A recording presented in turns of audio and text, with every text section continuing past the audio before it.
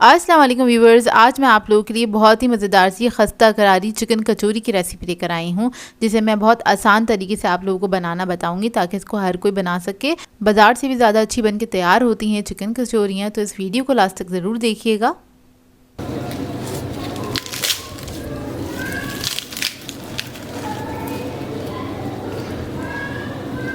तो चलिए ये वीडियो स्टार्ट करते हैं। तो इसके लिए एक मैंने पैन ले लिया है, इसमें ऐड कर देंगे 2 टेबलस्पून के बराबर कुकिंग ऑयल। ये ऐड करने के बाद इसके अंदर मैं ऐड करूँगी प्याज, एक अदद मीडियम साइज़ की चॉप की हुई। इसको हल्का सा हम पका लेंगे 1 से 2 मिनट तक।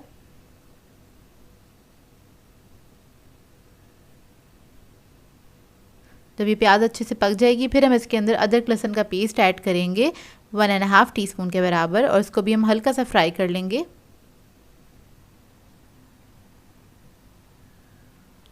ये फ्राई हो जाएगा फिर हम इसके अंदर चिकन का कीमा ऐड कर देंगे। ये 250 ग्राम के बराबर है, 1 पाव है।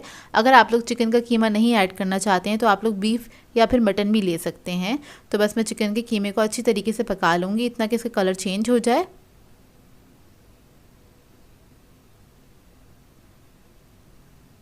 तो ये देखिए इसका कलर चेंज हो गया है, बस इसको इतना ही कुक करना है। उसके बाद हम इसके अंदर मसाले ऐड करेंगे। तो इसके अंदर मैं ऐड करूँगी रेड चिली पाउडर तकरीबन 2 टीस्पून के बराबर। हल्दी पाउडर ऐड करेंगे इसमें 1/2 टीस्पून।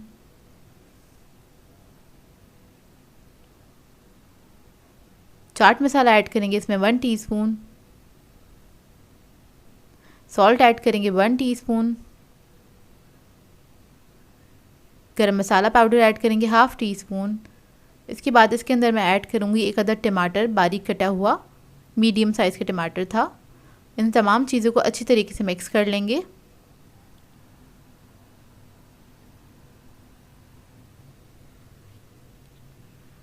और इसको मिक्स करने के बाद इसके अंदर मैं पानी ऐड करूँगी बहुत थोड़ा सा, और इसको कवर करके छोड़ देंगे पकने के लिए जब तक कि गल ना जाए। 10 मिनट में गल जाएगा कीमा ये। तो देखिए 10 मिनट हो गए हैं, इसको मैंने पकने के लिए छोड़ दिया था। चिकन का कीमा बहुत जल्दी पक के तैयार हो जाता है, 10 मिनट के अंदर ही गल जाता है। तो ये देखिए पक गया है, इसको एक बार मिक्स करेंगे। बस टमाटरों को मैं अच्छी तरीके से मैश कर रही हूँ इसी के अंदर। उसके बाद इसके अंदर हम ऐड करेंगे हरी मिर्चें 1 टेबलस्पून के बराबर बारीक कटी हुई। हरा धनिया ऐड कर देंगे तकरीबन 3 टेबलस्पून के बराबर। इसको मिक्स करेंगे अच्छी तरीके से, और ये कचौरी की जो फिलिंग है हमारी रेडी हो गई है।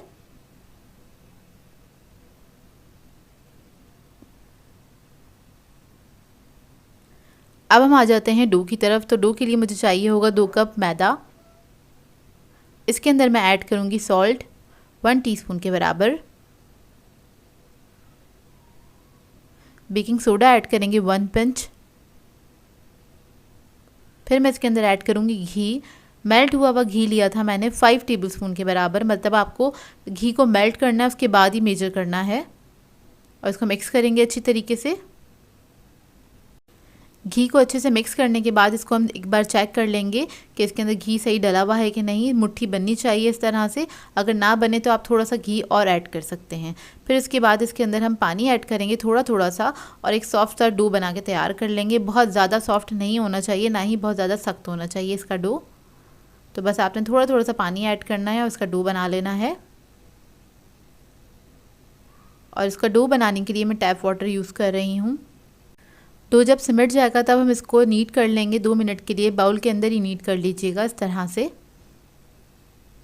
तो देखिए डो हमारा रेडी हो गया है, कितना सॉफ्ट है मैं आपको दिखा देती हूँ। इसको मैं रख दूँगी तकरीबन 15 से 20 मिनट के लिए कवर करके। अब इसके लिए एक पेस्ट तैयार कर लेते हैं। उसके लिए हमें घी चाहिए होगा 3 टेबलस्पून के बराबर। जमा हुआ घी हैगा, ये देखिए इस फॉर्म में होना चाहिए। ये घी को थोड़ी देर के लिए फ्रिज में रख दीजिएगा, वो इस तरह से जम जाएगा। फिर इसके अंदर हम ऐड करेंगे मैदा 2 टेबलस्पून के बराबर।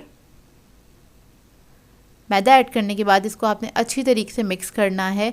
इतने अच्छे से मिक्स करिएगा इसको कि ये थोड़ा सा फ्लफ़ी हो जाएगा। तो आपने इसको फेंट लेना है इस तरह से, स्पून की मदद से बस आप लोगों ने कर लेना है इस तरह से। अच्छी तरीके से इसको मिक्स कर लें तो ये थोड़ा सा फ्लफ़ी हो जाएगा। ये देखिए इस तरह से आपने अच्छे से इसको फेंट लेना है। और इधर हमारा डो भी रेडी हो गया। अब इसको हम निकाल लेंगे बाउल में से, और इसको थोड़ा सा नीट करूँगी मैं काउंटर पे ही। इसको नीट करने के बाद इससे मैं तकरीबन 5 पेड़े निकाल लूँगी। तो देखिए इसको बस मैं नीट कर रही हूँ, थोड़ा सा बस हल्का सा ही नीट करना है। और इस तरह से मैं 5 पेड़े कट कर लूँगी। इक्वल साइज़ के पेड़े निकालिएगा, कोशिश कीजिएगा। तो ये देखिए इस तरह से बस मैं पेड़े बना के रख लूँगी। उसके बाद एक पेड़ा ले लेंगे और उसको हमने बेलना स्टार्ट करना है। हल्का सा मैदा लगाऊंगी इसके ऊपर और उसके बाद इसको बेल लेंगे। बहुत ज़्यादा पतला नहीं करना है, बस मीडियम सी रोटी जिस तरह से बेलते हैं उसी तरह से आपने उस साइज़ का बेल लेना है इसको। तो ये देखिए इसको मैंने बेल लिया है। अब इसके बाद जो हमने पेस्ट बनाया था वो हम इसके ऊपर लगा देंगे। इस तरह से एक पतली सी ही लेयर लगानी है, तकरीबन 1 टीस्पून के बराबर लगाया, 1.5 टीस्पून के बराबर, ज़्यादा क्वांटिटी में नहीं लगाना है। एक पतली सी लेयर लगा देनी है इसके ऊपर और हल्का सा मैदा हम इसके ऊपर स्प्रिंकल कर देंगे। उसके बाद इसको हम इस तरह से फोल्ड करेंगे। तो ये हम इसकी लेयर्स बना रहे हैं। ये देखिए इस तरह से आपने एनवेलप की तरह इसको फोल्ड कर देना है। ये देखिए इस तरह से तैयार हो गया। इस तरह से मैं सारे पेड़े बना के रख लूँगी।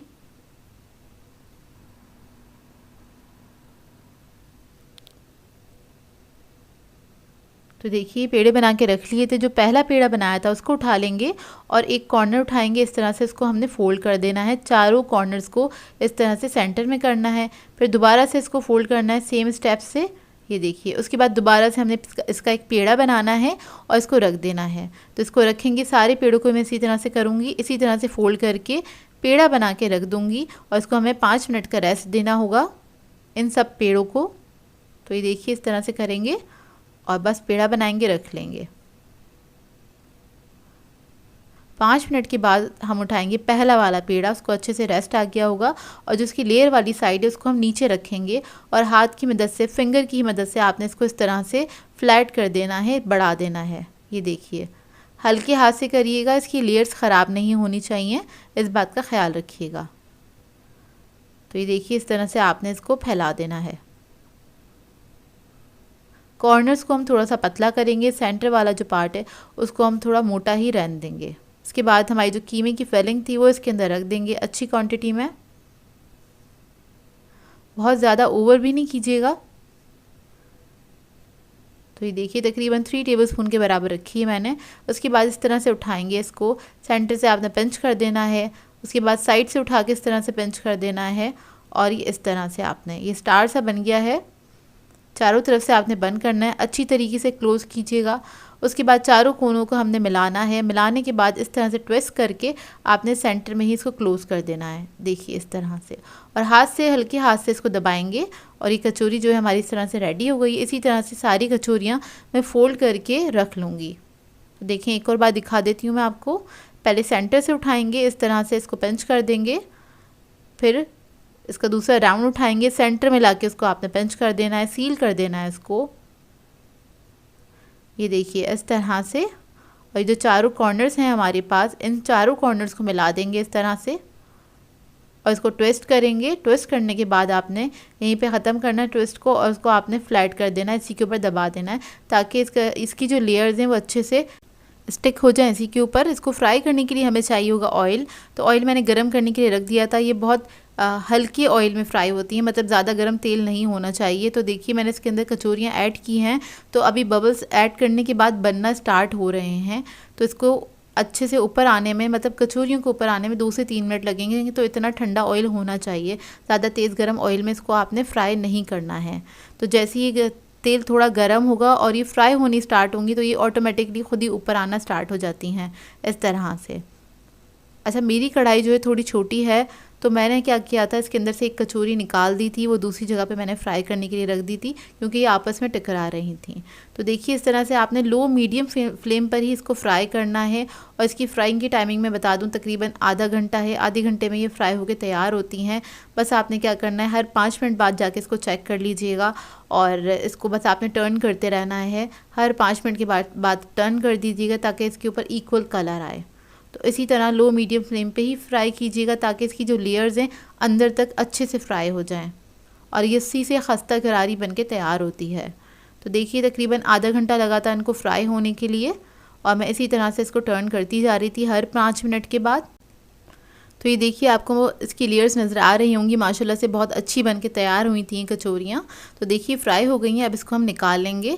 तो एहतियात से आपने एक एक करके निकाल लेना है कचौरियों को। उसके बाद इसको टिश्यू पेपर पे रख दीजिएगा, जो भी एक्स्ट्रा ऑयल होगा इसका निकल जाएगा। तो देखिए इसको मैंने सर्व कर दिया है और इसको आपने थोड़ा सा ठंडा होने देना है, उसके बाद ही सर्व कीजिएगा क्योंकि ये बहुत गर्म होती है और अंदर तक तकरीबन 1 घंटे तक गर्म रहती हैं ये। तो देखिए इसका लुक, फाइनल लुक मैं आपको तोड़ के दिखाती हूँ।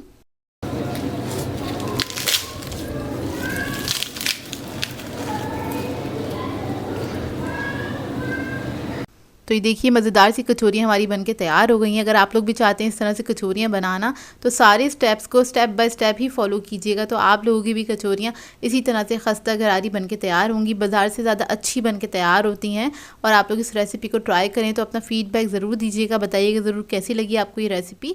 मैं आप लोगों के लिए बहुत ही मज़ेदार सी दाल कचौरी की रेसिपी लेकर आई हूँ और उसके साथ में आप लोगों को बहुत ही मज़ेदार सी तरकारी बनाना भी बताऊँगी, जो कि बाज़ार से ज़्यादा अच्छी घर में बन के तैयार हो जाती हैं। बहुत ही आसान रेसिपी है, आसानी के साथ आप परफेक्ट कचौरियाँ बना सकते हैं मेरी इस रेसिपी को फॉलो करते हुए। तो इस वीडियो को लास्ट तक ज़रूर देखिएगा। तो चलिए ये रेसिपी स्टार्ट करते हैं। तो इसके लिए हमें चाहिए होगा मैदा 2 कप के बराबर, इसमें ऐड कर देंगे नमक 1 टीस्पून, ऑयल ऐड करेंगे इसके अंदर 3 टेबलस्पून के बराबर। इसको मिक्स करेंगे अच्छी तरीके से। मिक्स करने के बाद थोड़ा थोड़ा सा पानी ऐड करेंगे और एक अच्छा सा डो बना लेना है, ना ज़्यादा पतला होगा ना ज़्यादा इसको सख्त रखना है आपने।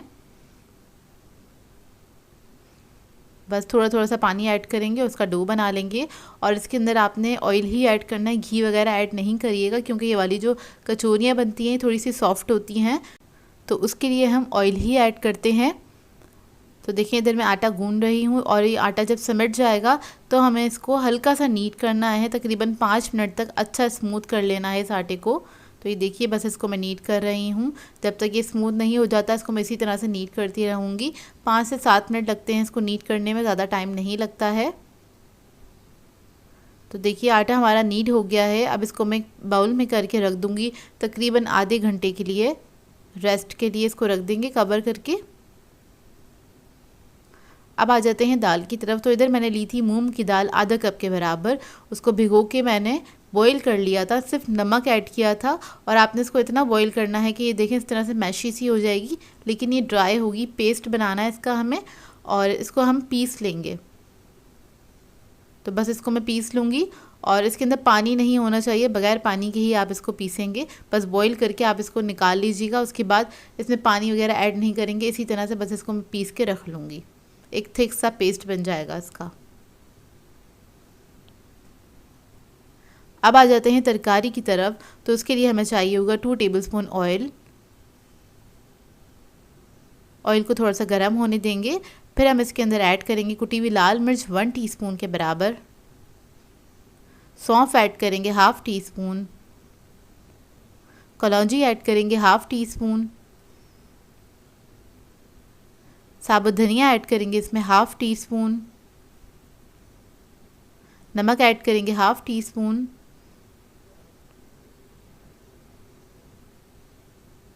इसके बाद मैं इसमें ऐड करूँगी ज़ीरा 1/2 टीस्पून। इस तमाम मसाले को हल्का सा पकाएंगे, बस इतना पकाएंगे इसको कि इसके अंदर से एक अच्छी सी खुशबू आने लगे मसाला भूनने की। मसाले को जलाना नहीं है, बहुत हल्की आंच पे इसको पका लीजिएगा।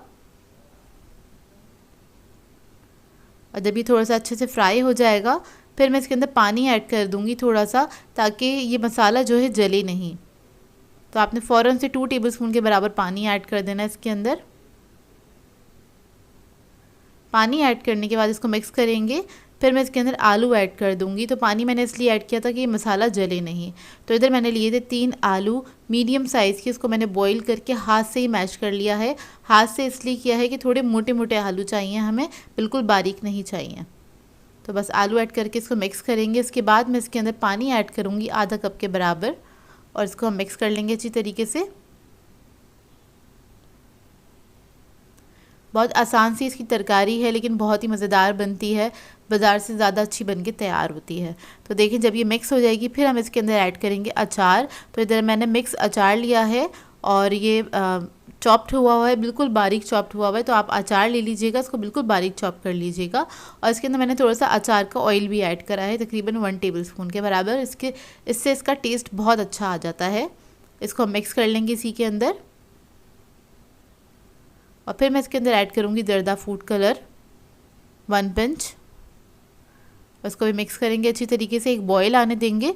और उसके बाद ये जो तरकारी है हमारी रेडी हो जाएगी। तो ये देखिए तरकारी रेडी हो गई है, फ्लेम ऑफ कर देंगे। अब आ जाते हैं कचौरियों के आटे की तरफ। तो आटा हमारा रेडी है, इसको मैंने आधे घंटे के लिए छोड़ दिया था। तो देखिए कितना सॉफ्ट हो गया है। इसको मैं हल्का सा नीट करूँगी और नीट करने के बाद इसके मैं पेड़े निकाल लूँगी छोटे छोटे। अच्छा ये आपके ऊपर डिपेंड करता है आप लोग किस साइज़ की कचौरियाँ बनाना चाहते हैं, छोटे साइज़ की बनाना चाहते हैं या फिर बड़े साइज़ की बनाना चाहते हैं। तो उस हिसाब से आप इसकी पेड़े निकाल लीजिएगा। तो मैं बस इसमें से छोटे छोटे से पेड़े निकाल रही हूँ। सबके मैं इसी तरह से पेड़े निकाल लूँगी। थोड़ा सा ऑयल लगा है हाथ पे, इसके अंदर आटा वगैरह यूज़ नहीं करिएगा। अगर हाथ पे आटा चिपक रहा हो तभी आप ऑयल लगाइएगा थोड़ा सा। तो देखिए सारे मैंने पेड़े निकाल लिए थे। उसके बाद एक पेड़ा लेंगे, इसको हाथ पे हमने इस तरह से बड़ा कर देना है। और दाल जो हमने पीस के रखी थी वो इसके अंदर हम स्टफ़ कर देंगे और दोबारा से इसका पेड़ा बना लेंगे इस तरह से। और पेड़ा बना के हमने इसको क्लोज़ कर देना और इस तरह से रख देंगे। तो जितने भी पेड़े बनाए थे मैंने पहले, उसके अंदर सबके अंदर मैं दाल इसी तरह से स्टफ़ कर दूँगी। ये देखिए इस तरह से, और सबके मैं पेड़े बना के रख लूँगी। तो देखिए सबके मैंने पेड़े बना लिए हैं। काउंटर पे हम लगा लेंगे थोड़ा सा तेल और इसको हमने हाथ की मदद से ही इस तरह से फैला लेना है। ये देखिए आहिस्ता आहिस्ता से, ये फटे नहीं, इस बात का ख्याल रखिएगा। अगर ये पूरियाँ जो हैं कचौरियाँ फट जाएंगी तो ये फूलेंगी नहीं। ये देखिए इस तरह से आपने इसको फैला लेना है और इस तरह से फैला के हम साइड पे रखते चले जाएंगे। और ऑयल की मदद से आपने फैलाना है, बेलन का इस्तेमाल नहीं करिएगा, हाथ से ही आपने इस तरह से इसको बस फैला देना है। ऑयल ले लेंगे, ऑयल मैंने गरम करने के लिए रख दिया था, अच्छा गरम ऑयल होना चाहिए, उसी के अंदर इसको हम फ्राई करेंगे। तो देखिए इस तरह से हम कचौरियाँ डाल देंगे ऑयल के अंदर और इसको हम फ्राई करना स्टार्ट करेंगे। जब अच्छा गरम ऑयल होता है तभी ये फूलती हैं, और ठंडे तेल में आप इसको डाल देंगे तो ये फूलेंगी नहीं।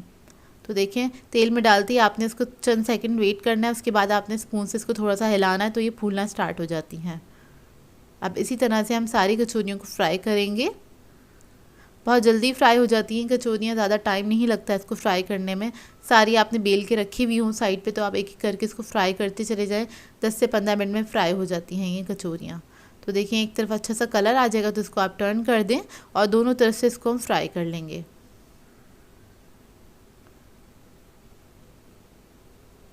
तकरीबन 1 से 1.5 मिनट लगता है एक कचौरी को फ्राई होने में। तो देखिए कचौरियाँ हमारी फ्राई हो गई हैं। अब इसको हम निकाल लेंगे और इसी तरह से मैं एक एक करके सारी कचौरियों को फ्राई कर लूँगी। तो देखिए मज़ेदार सी कचौरियाँ हमारी रेडी हो गई हैं और ये बहुत ही मज़ेदार बनी थी। आपने ट्राई ज़रूर करनी है रेसिपी को और अपना फ़ीडबैक ज़रूर दीजिएगा, बताइएगा ज़रूर कैसी लगी आपको ये रेसिपी। बहुत सॉफ्ट बनी थी और बहुत ही मज़ेदार थी। ये देखिए इसका फाइनल लुक। आई होप आपको ये सिंपल सी रेसिपी अच्छी लगी हो। सो व्यूअर्स, अगर आप लोगों को मेरी रेसिपीज़ अच्छी लगती हैं तो मेरे चैनल को सब्सक्राइब करें, लाइक करें, कमेंट ज़रूर किया करें, शेयर भी ज़रूर किया करें अपने फ्रेंड्स के साथ, फैमिली के साथ। तो मुझे अपनी दुआओं में याद रखिएगा। अल्लाह हाफ़िज़।